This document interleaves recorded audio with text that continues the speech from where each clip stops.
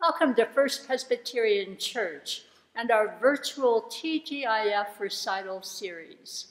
Since March of 2020, TGIF has been virtual thanks to the blessing of digital recording. It has been a long time to be a part, and I wish to express my gratitude to all of you for your continued support of TGIF as we sought to provide a bit of solace and comfort during this pandemic. Tonight and in the following Friday evenings, we begin the countdown to concerts that will be live, scheduled for Friday, September 17th, when the ESSO, the Eternal Summer String Orchestra of Santa Fe, will welcome us back to the sanctuary live at First Presbyterian Church. I so look forward to meeting you in person. In the meantime, at the end of the concert are ways to support TGIF and how to subscribe to our email program notices. Thank you for sharing this evening with us and being a part of the TGIF family.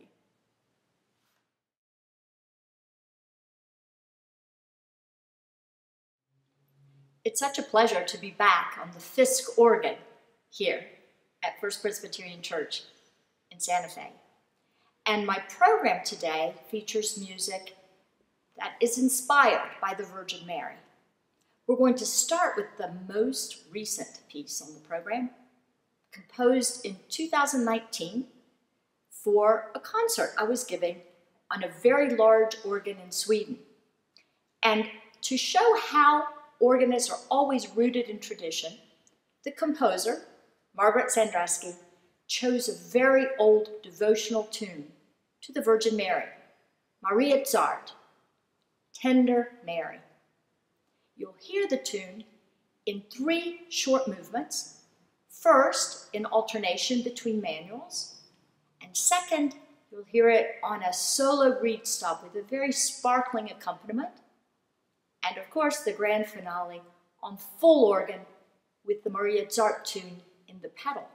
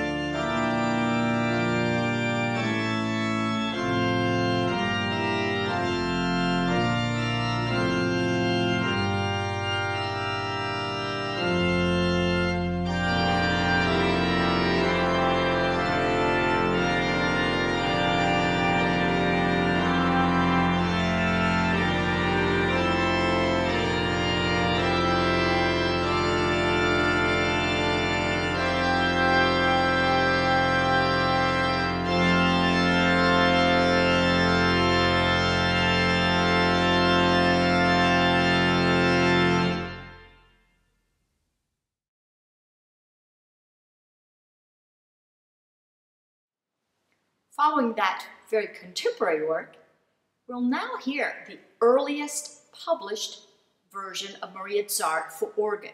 And this is from a collection published in 1512, so over 500 years before Margaret Sandresky wrote her setting. This is in a trio, and so you'll notice that I play one line with my right hand on one keyboard, another line with my left hand on another keyboard, and a third line with the pedals. This attests to the great degree of pedal playing that was being cultivated in early 16th century Germany. The composer is Arnolt Schlick, who the year before publishing his music, published a handbook telling all about organs, organists, and organ builders. In that, he says that organists should be able to play 2 and even 3 parts in the pedal.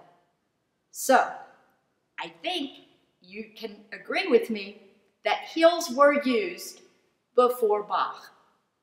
We know heels were used in order to play 3 parts in the pedal, although you won't see that in this Maria Zart.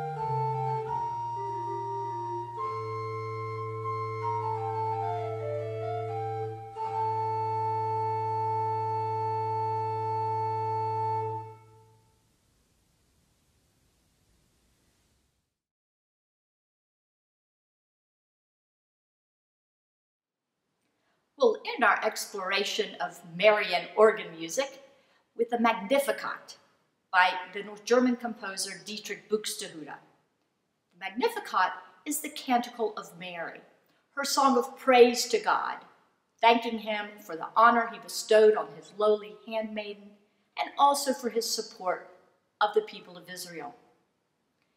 It's interesting to try to understand how Buxtehude is reflecting this text. There are about 11 sections of the Magnificat, and there are about 11 sections of the Buxtehude.